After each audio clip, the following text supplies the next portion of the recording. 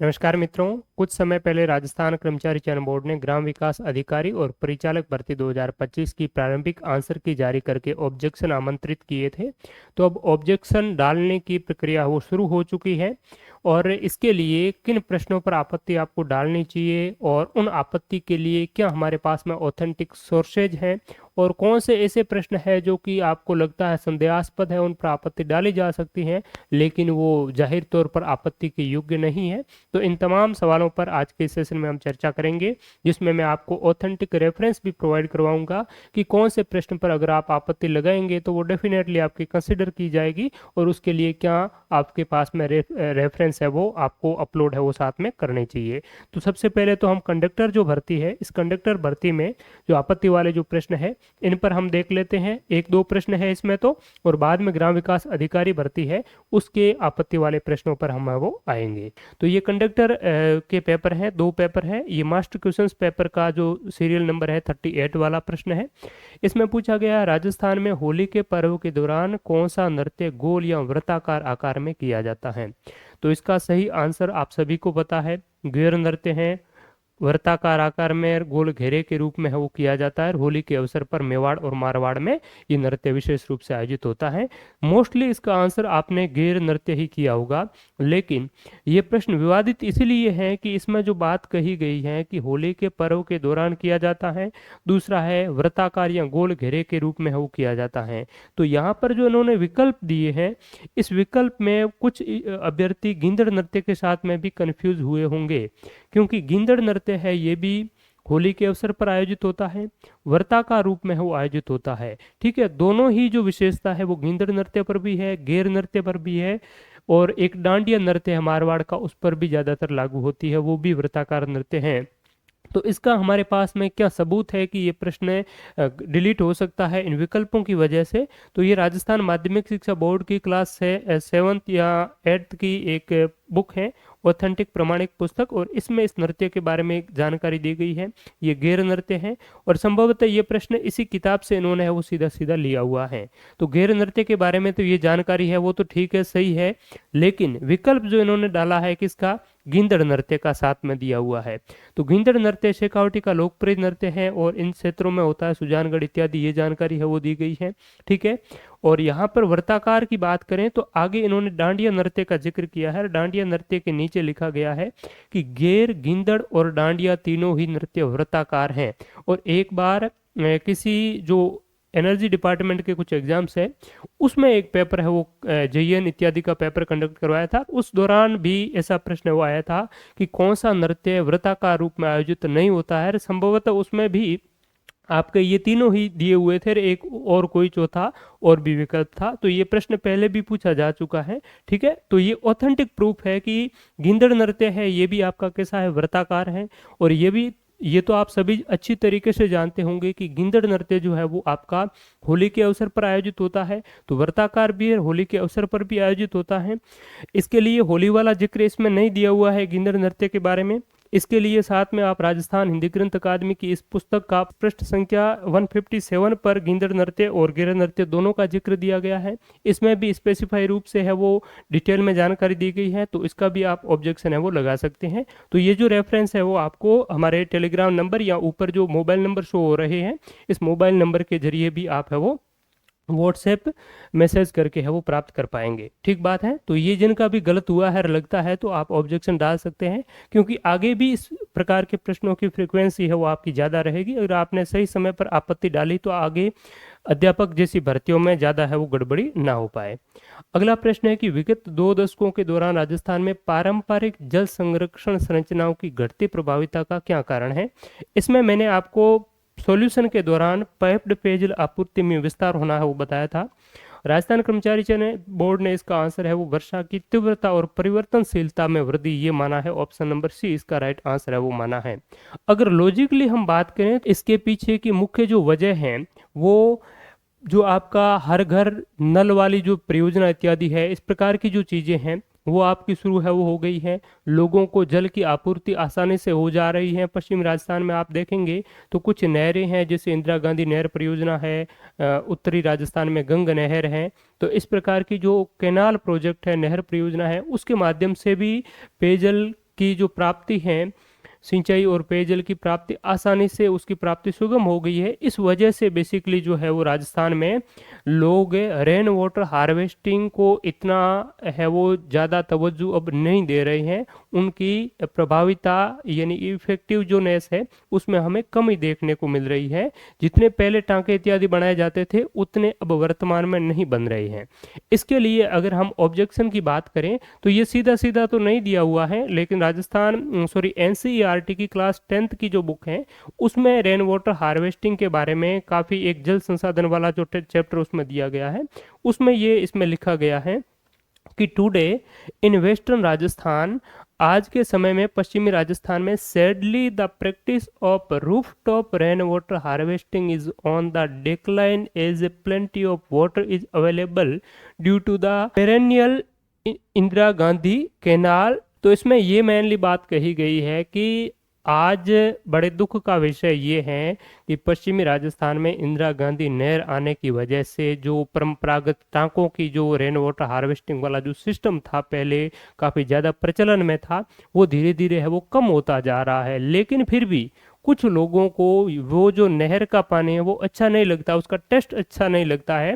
इसीलिए ये परंपरागत रूप से ट्रेडिशनल जो वाटर है वो मेथड भी है वो वर्तमान में आपका आगे बढ़ाए हुए हैं। टांके का भी है वो धीरे धीरे जो रेन वाटर हार्वेस्टिंग है ट्रेडिशनल वाला सिस्टम है वो भी साथ में आपका चल रहा है। अगर यहाँ पर आप हिंदी में देखेंगे तो इसी एनसीईआरटी में हिंदी में है वो लिखा हुआ आपको मिल जाएगा। यहाँ पर यह दुख की बात है कि आज पश्चिमी राजस्थान में वर्षा जल संग्रहण की रीति इंदिरा गांधी नहर से उपलब्ध बारहमासी पेयजल के कारण कम होती जा रही है। तो इसमें कम होती जा रही है, मेनली प्रश्न का ध्येय तो यही है कि कम होने का विशेष रूप से कारण क्या है। तो कारण क्या है, पे जो आप पाइप्ड वाला उसमें लिखा था इंदिरा गांधी नहर जैसा, तो उसमें कुछ लिखा नहीं है। वो अगर लिखा हुआ होता तो सीधा यहीं से प्रश्न वो एग्जामिनर है वो बनाता। तो हो सकता है एग्जामिनर ने उस प्रश्न को बनाने में कहीं रेफरेंस के रूप में कहीं दूसरी जगह से ये प्रश्न है वो बनाया हुआ हो और वहाँ पर वर्षा की परिवर्तनशीलता इंटेंसिटी ऐसे जो शब्द है उनका जिक्र किया हुआ हो, तो हो सकता है उस आधार पर उसका आंसर उन्होंने ये मान लिया है। लेकिन लॉजिकली जो बात है वो यही है कि ज़्यादातर लोगों को पानी की जो कमी पहले थी वो कमी अब धीरे धीरे है वो खत्म होती जा रही है और इस वजह से लोग इतना उनको उचित नहीं समझते हैं कि रेन वाटर हार्वेस्टिंग वाले सिस्टम टांके इत्यादि बनाए जाए।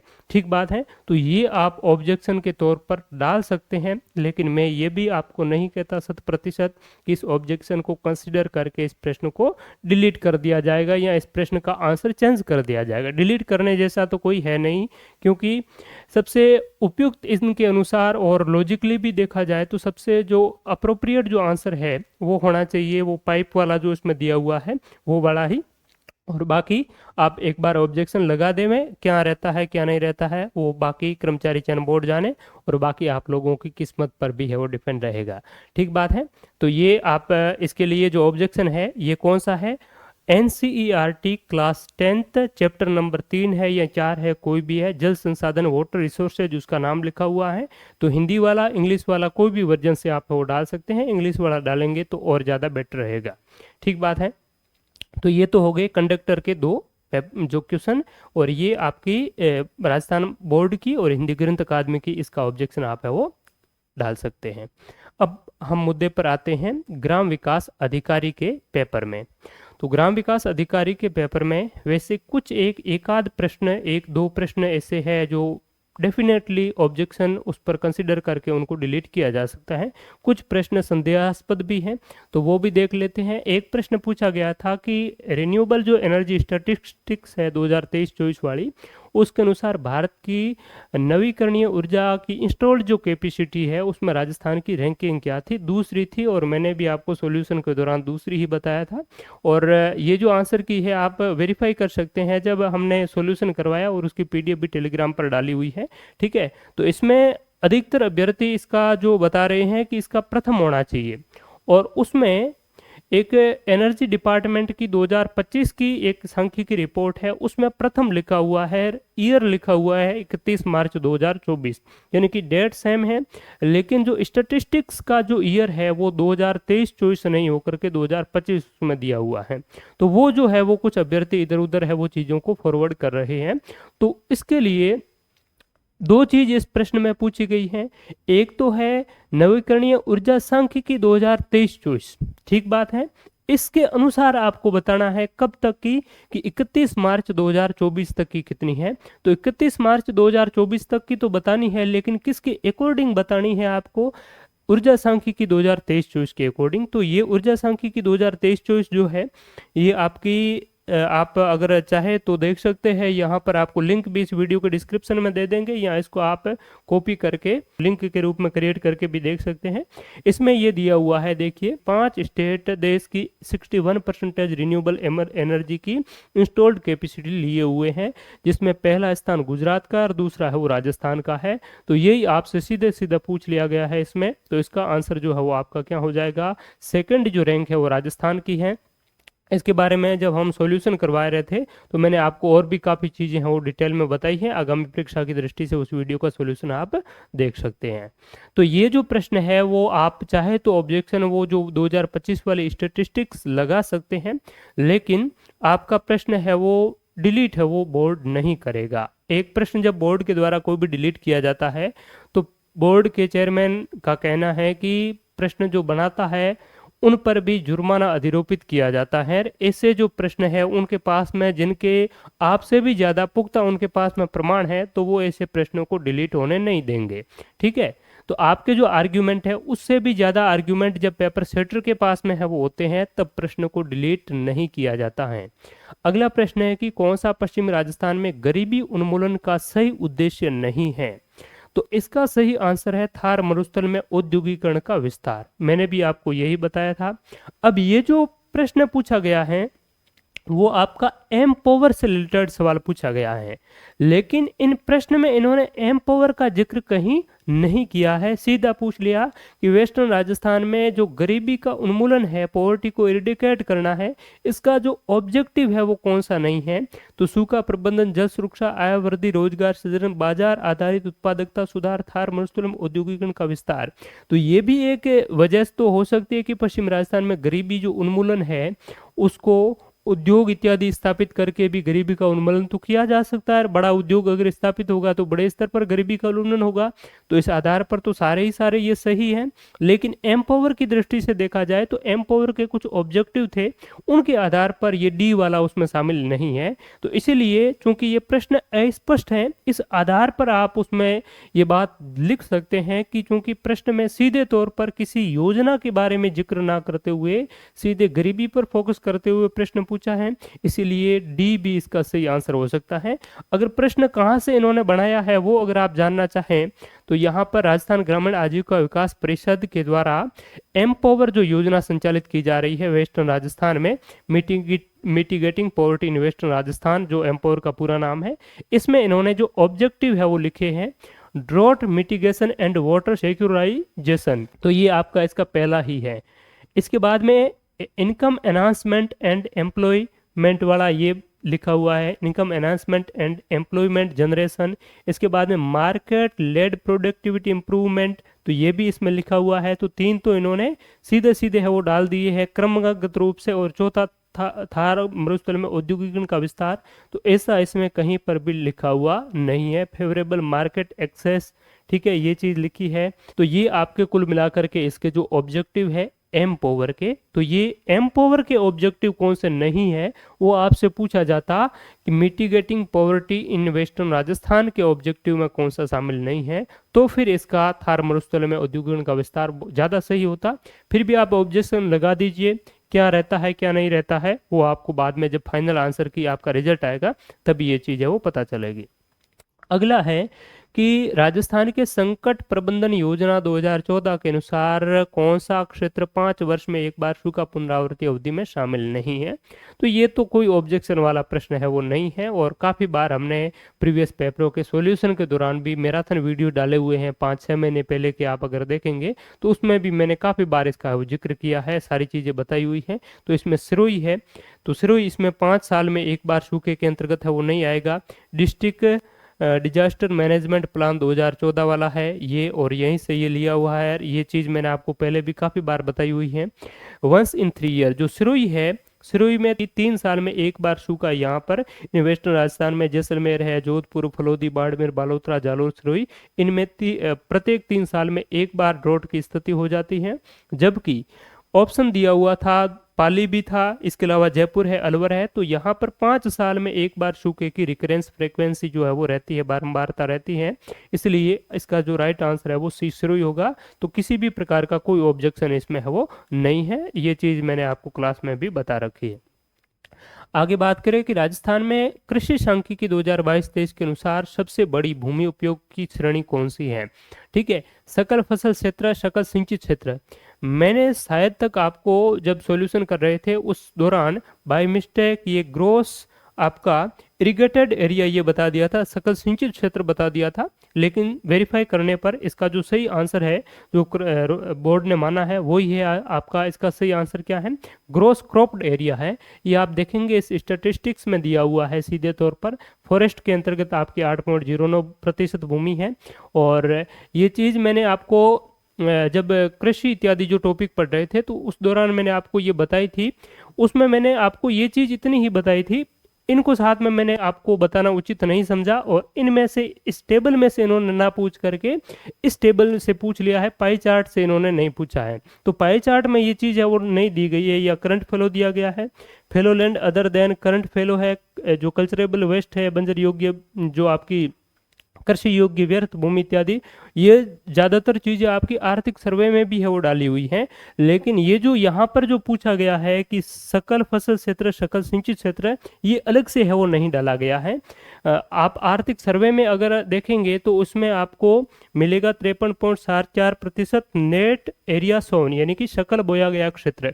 और सकल बोया गया क्षेत्रफल राजस्थान की कुल कृषि योग्य जो भूमि है, राजस्थान की कुल जो आपकी कृषि भूमि है, या कुल राजस्थान का जो आपका लैंड यूटिलाइजेशन है, भू उपयोग है, तो उस भू उपयोग में 53.74% शुद्ध बोया गया क्षेत्रफल के अंतर्गत आता है। ठीक है, और इसमें अगर हम बात करें इस 54% के समथिंग का 82% जो ग्रोस क्रॉप्ड एरिया है, और उसमें पूछा सबसे ज्यादा कौन सा है, तो यही हो जाएगा 53-54% का 82% भी आप देखेंगे तो लगभग 40% के आसपास में हो जाएगा। ठीक बात है, तो ये सबसे ज्यादा। इसके बाद में दूसरा जो है वो ग्रोस इरिगेटेड एरिया है, जो कि आपका कितना 36.70 है। ठीक है, तो ग्रोस इरिगेटेड ना आकर के ग्रोस क्रॉप्ड आएगा, जो एग्जामिनर ने पूछा है वो बिल्कुल सही है, और इसमें भी कोई ऑब्जेक्शन की ऐसी गुंजाइश नहीं है।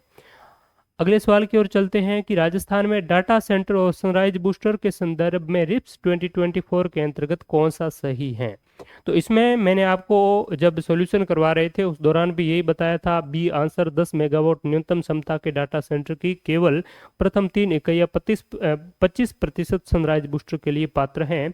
और ये आप इस पॉलिसी को अगर आप देखेंगे, राजस्थान डाटा सेंटर और सन जो आपकी रिप्स जो है 2024, तो रिप्स 2024 में ये चीज़ सीधे तौर पर लिखी गई है, वहीं का ये स्क्रीनशॉट है। For data centre only the first 3 unit with A minimum, इसको और ऑप्शन जो आपका बी है आप यहाँ पर करें कंपेयर, एक जैसा है, दोनों ही विकल्प दिया हुआ है, तो यहाँ से सीधा सीधा सवाल उठाया गया है। तो ये भी किसी भी प्रकार का कोई ऑब्जेक्शन वाला नहीं है। आगे बात करें, मेवात क्षेत्र विकास कार्यक्रम राजस्थान के किन क्षेत्रों में लागू किया जा रहा है? देखिए, ये आप सभी को पता है कि मेवात के अंतर्गत अलवर भरतपुर का मेव बाहुल्य जो क्षेत्र है वो मेवात के अंतर्गत है वो आता था, और ज्यादातर अभ्यर्थियों ने इसका आंसर अलवर और भरतपुर ही किया होगा। तो मुझे नहीं लगता है कि आपको इसमें ऑब्जेक्शन की डालने की रिक्वायरमेंट होगी। लेकिन फिर भी वर्तमान परिप्रेक्ष्य की अगर हम बात करें तो चूंकि जिलों का जो है वो आपका क्या है बदलाव है वो हो गया है, जिलों का विखंडन हुआ, कुछ पुराने जिलों से नए जिले बने, तो उस वजह से इसमें जो आपका भरतपुर दिया गया है, वर्तमान में मेवात क्षेत्र विकास कार्यक्रम के अंतर्गत भरतपुर जिला को शामिल नहीं किया गया है। इसके लिए अगर आप ऑथेंटिक की बात करें, सोर्स की बात करें, तो ये राजस्थान जो आपका ग्रामीण विकास मंत्रालय का ये आपकी एनुअल रिपोर्ट है, और इसमें ये मेवात क्षेत्रीय विकास कार्यक्रम के बारे में बात कही गई है कि ये कब शुरू हुआ था, और मेव बाहुल्य क्षेत्र में है वो आपका शुरू हुआ, इसलिए इसको मेवात के नाम से, मेव बाहुल्य क्षेत्र को मेवात के नाम से जाना जाता है। ये बात इसमें लिखी गई है। आगे कार्य क्षेत्र में लिखा हुआ है कि यह योजना राज्य के मेव बाहुल्य जिलों यथा अलवर, खेरथल, तिजारा और डीग की 14 पंचायत समितियों के 807 गांव में संचालित हैं। यानी कि भरतपुर की कोई भी इसमें पंचायत समिति या गांव इसमें शामिल नहीं है। तो इस आधार पर आप इसको चैलेंज है वो कर सकते हैं, जो नए पुराने जिलों की बात है वो हो जाती हैं। ठीक है, तो ये कंसिडर करे या नहीं करे, ये कर्मचारी चयन बोर्ड की जो पेपर सेट की बनाने वालों की मर्जी पर है वो निर्भर होगा। ठीक है, तो यहाँ पर अलवर, भरतपुर, चूंकि दूसरा अगर विकल्प होता खेरथल, तिजारा वाला, डीग वाला, तो उसमें आप कर सकते थे, लेकिन उसमें ऐसा कोई विकल्प ही नहीं है, इसलिए कम संभावना बनती है कि आपको इस प्रश्न को डिलीट करेंगे। दूसरी बात यह है कि इसमें ये लिखा हुआ है वर्तमान की बात, तो वर्तमान की हो रही है। जब ये बना था मेवात क्षेत्र विकास कार्यक्रम 1986-7 में आपका शुरू किया गया था, तब तो आपके अलवर, भरतपुर जिले ही थे। और अब चूंकि इसमें यह पूछा जाता कि मेवात क्षेत्र विकास कार्यक्रम राजस्थान के कौन से जिलों से शुरू किया गया था लिखा हुआ होता तो अलवर, भरतपुर हो जाता। वर्तमान की बात यहाँ पर की जा रही है कि कहाँ लागू किया जा रहा है, तो वर्तमान में तो इम्प्लीमेंट कहाँ हो रहा है, अलवर में, खेरथल, तिजारा में और डीग जिलों में। ठीक बात है, तो ये आपका इसके ऑब्जेक्शन के लिए। और एक आपका आगे मगरा क्षेत्र वाला है, वो भी इसी भी प्रकार का ऑब्जेक्शन आपत्ति वाला है।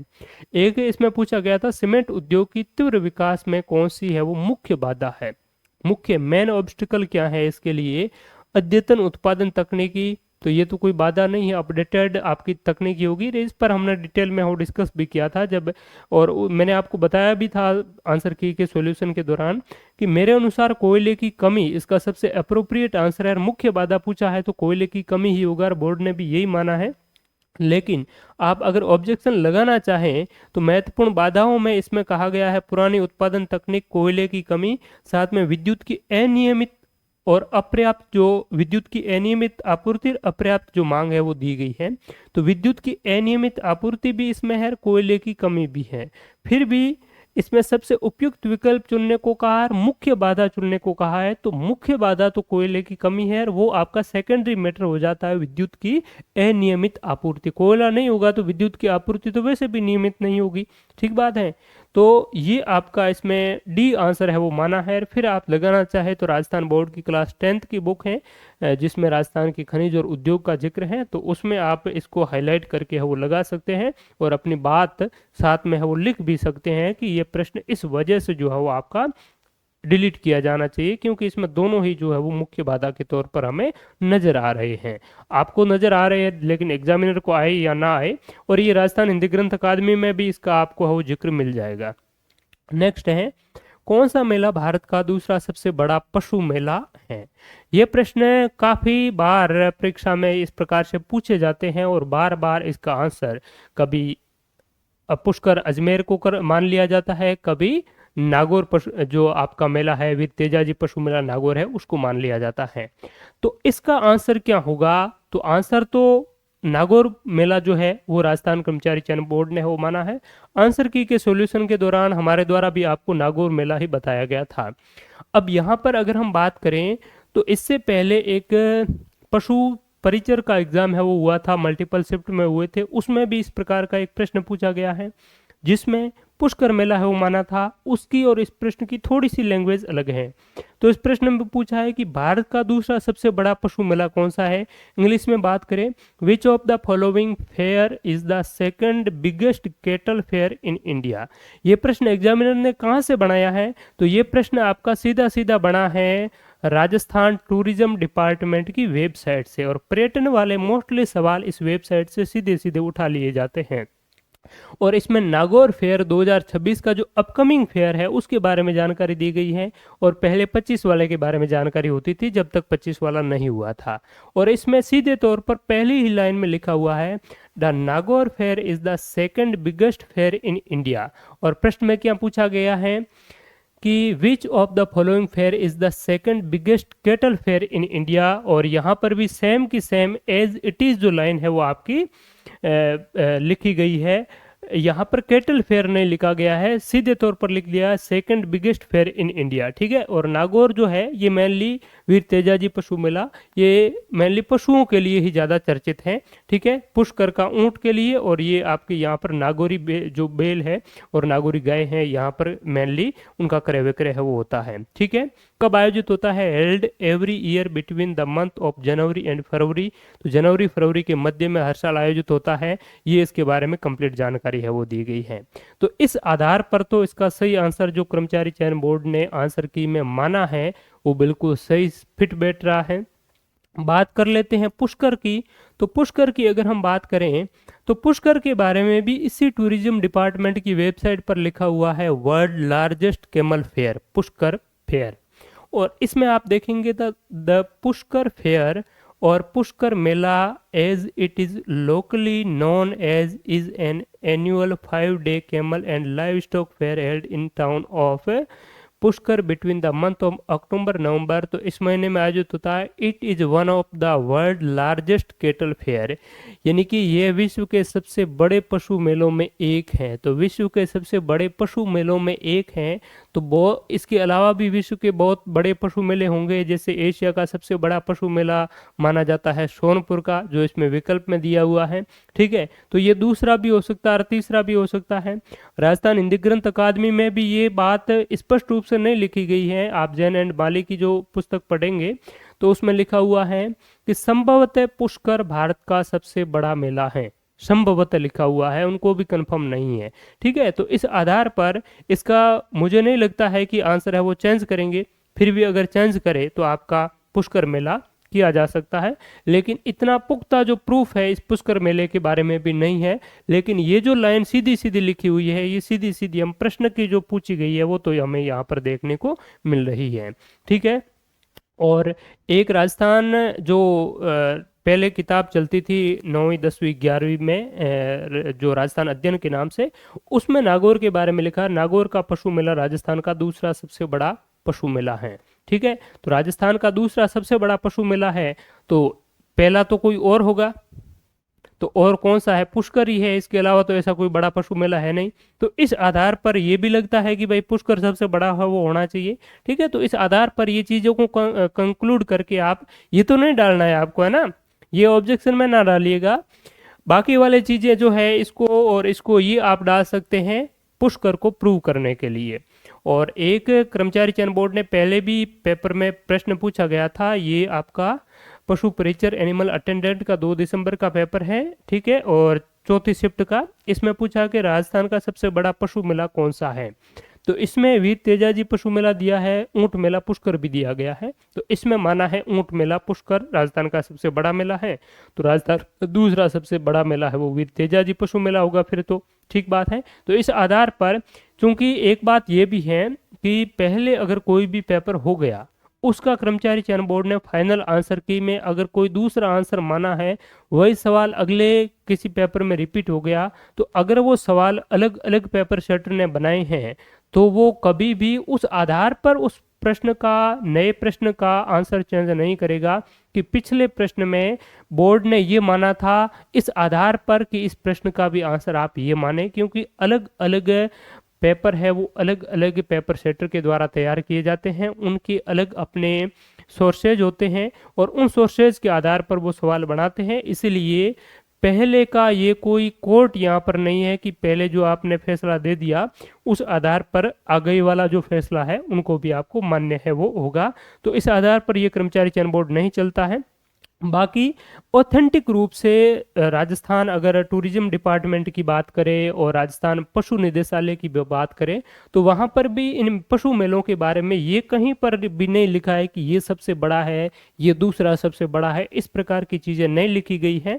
यहाँ पर ये लिखा हुआ है पशुपालन निदेशालय की एनुअल रिपोर्ट में कि राजस्थान राज्य में प्रतिवर्ष 250 से अधिक पशु मेले का वो आयोजन होता है और 10 जो राज्य स्तरीय स्टेट लेवल के पशु मेलों का आयोजन होता है, जो कि ये मेला यहाँ इन जिलों में आयोजित होता है। 2024-25 में दिसंबर 2024 तक 5 पशु मेलों का है वो आयोजन हुआ। ये इतनी ही चीज़ें हैं वो इसमें लिखी हुई मिलती हैं। इसीलिए ज़्यादातर जो ये चीज़ें जो पेपर जो बनाते हैं ये वेबसाइट से है वो बना लेते हैं, वेबसाइट में कभी कभार अपडेट भी कर लेते हैं और अपडेट करते हैं तो उस दौरान जब पेपर सेटर पेपर बना रहे होते हैं तो उस दौरान वेबसाइट पर क्या चीज़ें लिखी हुई होती हैं वो आपकी उसके आधार पर बना लेते हैं। फिर अगर कोई अपडेट कर लिया जाता है तो नया कोई पेपर सेटर बनाते हैं, उस अपडेट वाली देख करके फिर उसका आंसर चेंज हो जाता है। तो मेनली इस आधार पर यही चीज़ें रहती हैं।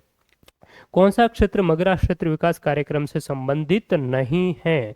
तो वर्तमान की बात पूछ रहे हैं, तो वर्तमान में अजमेर मगरा क्षेत्र विकास कार्यक्रम का हिस्सा नहीं है, ठीक है। लेकिन कोटा तो बिल्कुल भी नहीं है। भीलवाड़ा, चित्तौड़गढ़, राजसमंद, पाली और अजमेर, इन 5 जिलों में मगरा क्षेत्र विकास कार्यक्रम है वो आपका शुरू किया गया था। और वर्तमान में चूंकि जिलों के पुनर्गठन के बाद में जो है वो आपके 50 से पहले 50 बने, 41 बने, ठीक है, 33 से 41 जो जिले बने, तो उसके बाद में ब्यावर जब नया जिला बना तो मगरा क्षेत्र विकास कार्यक्रम पूरी तरीके से ब्यावर जिले में है वो आपका चला गया है। तो इसके लिए अगर आप देखेंगे तो ये भी मैं आपको रेफरेंस डाल दूंगा अगर आपको चाहिए तो। मगरा क्षेत्र राजस्थान के 5 जिलों ब्यावर, भीलवाड़ा, चित्तौड़गढ़, राजसमंद और पाली, तो इसमें कोटा और अजमेर आपका ये दोनों ही गलत है वो हो जाएगा, कोटा और अजमेर। ऐसे प्रश्नों में आपकी गलती भी रही होगी, तो अगर आपकी गलती हुई है तो ये ऑब्जेक्शन है वो डाल सकते हैं। ये चीज़ एक तो एनुअल रिपोर्ट में है और दूसरी ये बात कही गई है राजस्थान के आर्थिक सर्वे में भी मगरा क्षेत्र विकास योजना, और किस जिले में है? ब्यावर, भीलवाड़ा, पाली, चित्तौड़गढ़ और राजसमंद जिलों में है वो जनजातीय क्षेत्र विकास के अंतर्गत जो जिले नहीं आते हैं उनमें मगरा क्षेत्र विकास कार्यक्रम है वो आपका शुरू किया गया है, ठीक है। तो ब्यावर वर्तमान में है, अजमेर भी नहीं है और कोटा भी नहीं है। तो इस आधार पर मगरा क्षेत्र और मेवात क्षेत्र विकास कार्यक्रम दोनों प्रश्न है वो आपके डिलीट होने की चांसेस है वो बनते हैं। दूसरी बात है कि ये प्रश्न जो डाला गया है ये प्रश्न आप कुछ अभ्यर्थी कह रहे हैं कि सर आउट ऑफ सिलेबस हैं। तो अगर आपको लगता है कि आउट ऑफ सिलेबस हैं तो आप इस प्रश्न पर आपत्ति लगा सकते हैं। आपत्ति के लिए कोई प्रूफ देने की आवश्यकता नहीं है, आपको स्वयं ये लिखना है। आपका प्रश्न अगर गलत हुआ है तो भी तो ही आप आपत्ति लगाएं। तो गलत हुआ है तो आप ये आपत्ति लगा सकते हैं, या आपने अटेम्प्ट नहीं किया है तो भी आपत्ति लगा सकते हैं। फायदा ही है, आपको वेटेज बढ़ जाएगा आपका, ठीक है। तो उसमें आप आपत्ति लगा करके ये बात कह सकते हैं कि ये हमारे सिलेबस का हिस्सा नहीं है, इसलिए इस प्रश्न को विलोपित किया जाए, ठीक बात है। और अगर आपका सिलेबस का हिस्सा है तो फिर रहने दीजिए, कोई दिक्कत है वो नहीं है, ठीक है। तो थैंक यू सो मच, बहुत बहुत धन्यवाद। और इस सेशन में हमने ये कुछ जो ऑब्जेक्शन वाले जो प्रश्न थे उनके बारे में चर्चा करी, और कुछ एक प्रश्न हमने देखा कि निश्चित रूप से इन प्रश्न जो है वो इनका आंसर है वो चेंज होना चाहिए या प्रश्न डिलीट है वो होने चाहिए। कुछ प्रश्न आपको लगते हैं संदेहास्पद हैं, लेकिन जो क्यों नहीं डिलीट हो सकते हैं वो चीज़ भी मैंने बता दी। और हो सकता है मैंने ये बताया कि ये डिलीट नहीं हो सकते हैं और आपके पास में उससे भी ज़्यादा कोई ऑथेंटिक ज़्यादा प्रूफ है आपके पास में, तो आप लगा सकते हैं और उनको भी डिलीट कर सकते हैं। जो मैंने कहा कि ये डिलीट हो जाएगा जरूरी नहीं है कि वो डिलीट हो जाए, मैंने कहा ये डिलीट नहीं होगा वो भी डिलीट हो सकता है, ठीक है। तो मैंने मेरे अनुसार मेरे एक्सपीरियंस के आधार पर जो चीज़ें आपको बताई है, इस आधार पर आपको जो मैंने चीज़ें बताई है और प्रूफ देने के लिए मैंने कहा है कि ये ऐसी चीज़ें हैं जिसको प्रूफ आपको मेरे पास में मिल जाएंगे। तो उसको प्रूफ के लिए आप हमारा जो व्हाट्सएप है इस वीडियो के डिस्क्रिप्शन में उसकी लिंक मिल जाएगी, या टेलीग्राम पर भी आप ज्वाइन कर सकते हैं, वहाँ पर आपको प्रूफ मिल जाएगा। तसल्ली से निर्धारित समयावधि के भीतर भीतर आप ऑब्जेक्शन है वो रेज करें। और भी आपके कोई डाउट हो कहीं पर भी तो आप कमेंट सेक्शन में बता सकते हैं। थैंक यू सो मच, बहुत बहुत धन्यवाद, शुक्रिया, नमस्कार, जय हिंद।